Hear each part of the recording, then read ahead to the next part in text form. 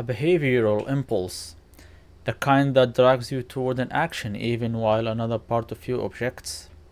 It's not a moral failure or mysterious weakness, it is a circuit level outcome.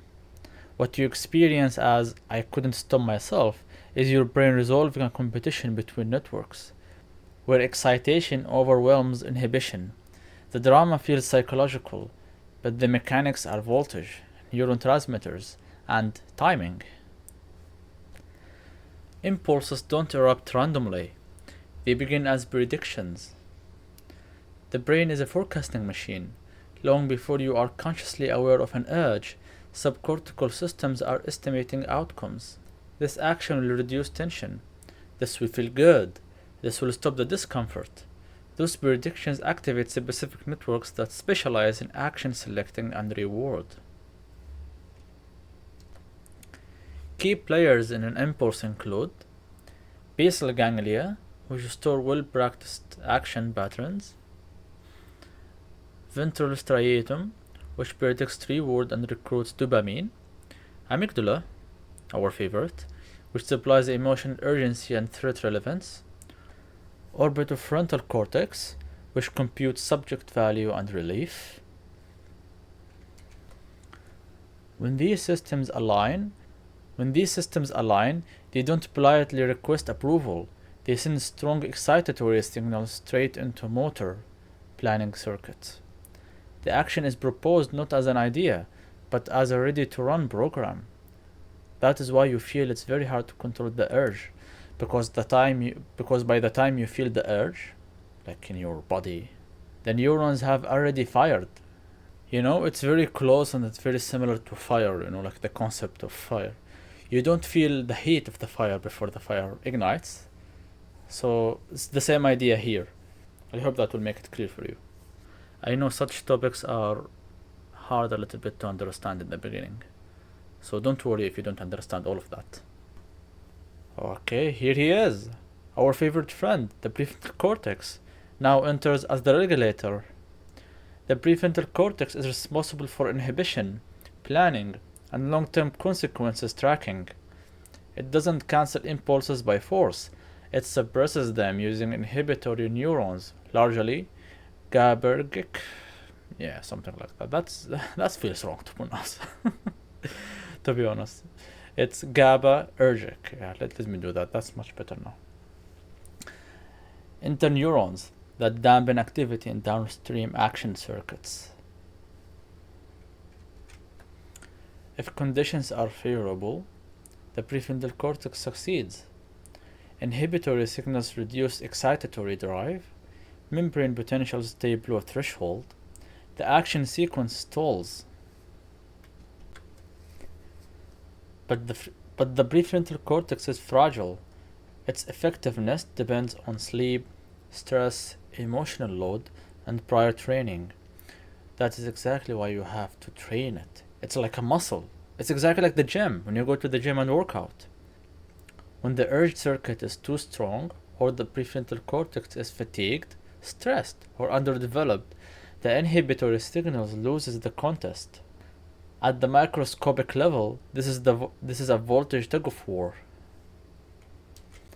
Imagine the axon hillock of a neuron involved in action selection as a crowded voting floor. Thousands of synapses send inputs. First, the first category, excitatory inputs shout, "Do it now. This is your enemy." Actually, it's not your enemy, it's more in the context. But most of the time, excitatory inputs or excitatory signals will be for bad habits or for impulses. You know what I mean. And second, inhibitory inputs insist, "Stop. This is your friend. This is what you have to work on and make it strong." The neuron sums those voltages over milliseconds. If excitation pushes the membrane past threshold, the neuron fires, and the next step in the behavior chain activates. This is probably most of the time the no return point, Impulse control is not abstract restraint. It is whether inhibition can keep voltage below a critical number. So here is the $1 billion question. Why does the do it side so often win? Strong habits build privileged circuitry. Synapses in the basal ganglia fire more easily. Fewer inputs are needed to reach threshold. Firing rates are higher and faster. Action sequences are precompiled. Repeated behavior turns the urge pathway into a lower resistance route. It becomes the brain's default solution under pressure. And that is exactly why most habits occur under pressure. Because as we talked earlier, the ability to control yourself and to stop the urge depends on the prefrontal cortex. And as we said now, literally, the prefrontal cortex is fragile. You need to sleep well, you need to eat well, you need to take care of your health for the prefrontal cortex to be strong and effective at stopping the urges. But you can train that. You can train yourself. Don't worry about it. As we said, it's like the gym, exactly. You will have to train it slowly. It's like a muscle. Okay, and here is now the secret juice, the dopamine. The dopamine multiplies that advantage. If the behavior previously produced relief, pleasure, or emotional release, dopamine reinforced the circuit. Dopamine doesn't judge outcomes, it stamps relevance. That stamp increases receptor density, spine stability, and future firing probability. The urge circuit gains momentum with every reward repetition. Emotion adds gain control.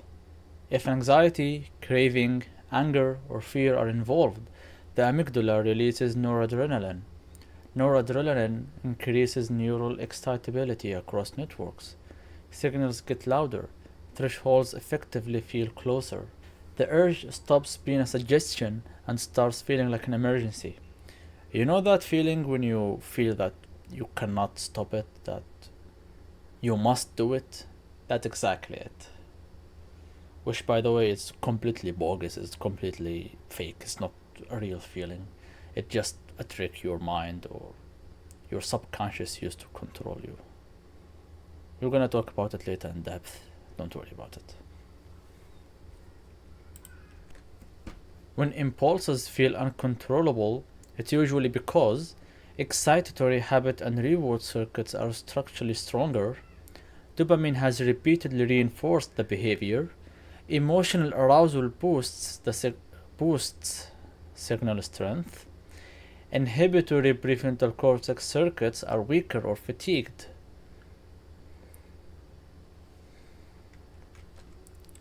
The result is an imbalance. The urge pathway becomes a multi-line expressway. The self-control pathway is a narrow road still under construction.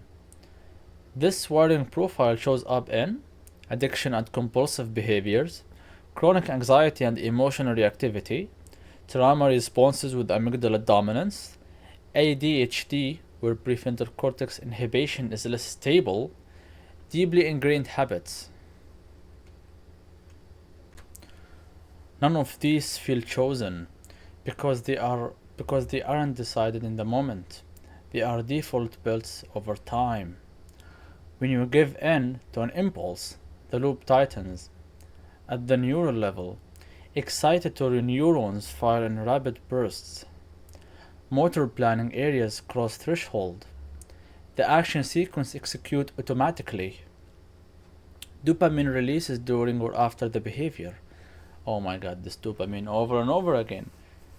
If you could, by a magical way or by any way, remove the dopamine from any habit, from any bad habit you don't want to do anymore, instantly this habit will disappear, will go away.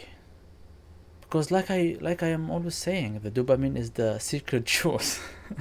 As I would love to refer to the dopamine, the secret juice. As an example, let me give you a weird example. Why you are not addicted to watering a plant? Like if you have a plant, like a small plant or a flower or anything, why you are not addicting and you have this impulses to plant the water every 2 seconds? Because there is no dopamine there. There is no dopamine there. So, like I told you before, the dopamine is the secret juice. And we're gonna talk later about how you can utilize the dopamine for your own benefit to make the dopamine work for you. Okay, let's continue. Involved synapses strengthen again.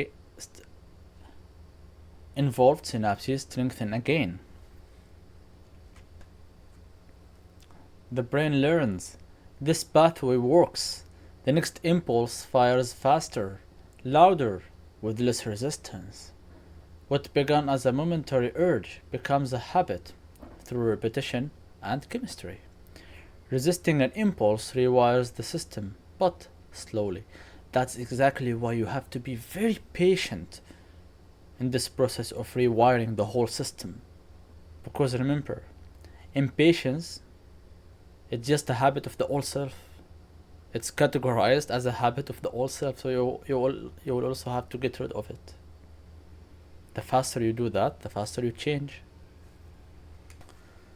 Okay, finally, here's the silver lining. Here is like the positive side. Because we just have been talking about like the bad side, how the impulses and how the urge just controls you and all of that. Now let's talk about the resistance. So what happens when you resist? The prefrontal cortex generates stronger inhibitory output. GABAergic interneurons suppress basal ganglia signals. The action circuits fail to reach threshold. Dopamine is not released. The urge circuit does not receive reinforcement. Repeated resistance weakens the habit pathway and strengthens cortical control. New inhibitory connections grow. Thresholds shift. The process is gradual because you are competing with mature, efficient circuitry, but it is real. At its core, a behavioral impulse is not temptation or weakness. It is a dominant firing pattern winning a synaptic election, and every time that election runs, whether the impulse wins or loses, the brain updates the wiring for the next vote.